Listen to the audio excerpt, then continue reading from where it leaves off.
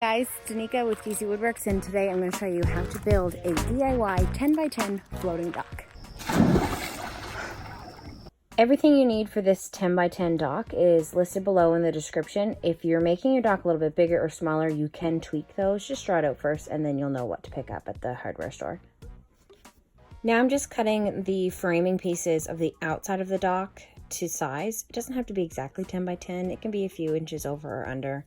I'm cutting 3 inches off either side of the two smaller pieces just so that it's an exact square, but really it doesn't matter.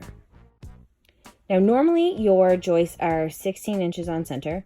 That can't happen here because your barrels are a little bit bigger than that. Depending on the size of your barrel, I would suggest putting it in the square first, then measuring and making sure that the joist goes snug up against it so it fits in tight. You need to tell all those little kiddos to have some patience. Although, honestly, this dock was only about a 4-hour project, so if you started in the morning, by the time they are ready to swim, it will be done. So now you need to do some blocking. Because your joists are not 16 inches on center, and they're actually, I think mine are 22.5, depending on your barrel size, you're gonna wanna block the ends of the barrels. It's gonna add some support to the deck board you'll put on top, and it's also going to allow you to tie off your barrels easier later on in the video. Now it's time to screw everything in place. I used 4 2.5-inch deck screws each time a joist or a block was to be secured.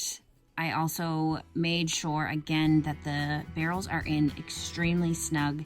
That way they don't bounce around when they're in the water. You are going to tie them off, but you still don't want them to have much room to move around. I'm going to cut the rest of your joists. Start from one side and do 16 inches on center.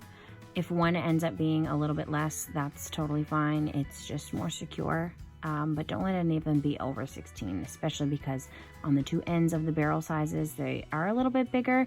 So just keep that in mind, 16 inches on center. Now that your joists and your framing, your blocking, everything is done, I guess I would consider that the hardest part once you've squared up your dock. You can start to put your deck boards on. Side note, the hardest part though would be getting it into the water. So if you are building this with not a lot of extra help, please save your back and build it close to the water. So I was trying to get this dock done in the least amount of steps so that basically anybody living on or around water could do it. I'm not gonna have to cut any of my deck boards because my square is 10x10 and all of my decking is 10 feet long. Think before you buy. So this part is extremely straightforward, very easy.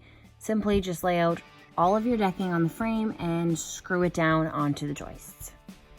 So you're gonna need lots of friends and lots of family, or even just pull some favors from your neighbors. Flip it over and get ready to put the barrels on.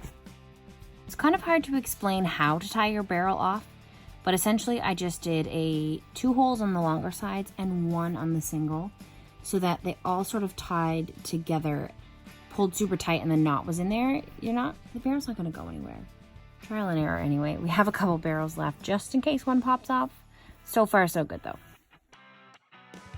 Please take note to my dad frantically running behind us, thinking he's gonna lose his son and daughter underneath the wharf.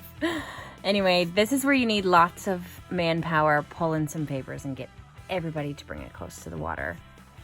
Simply just put it in. It's easy as that. Hard part's over. Well, this was probably the hardest part.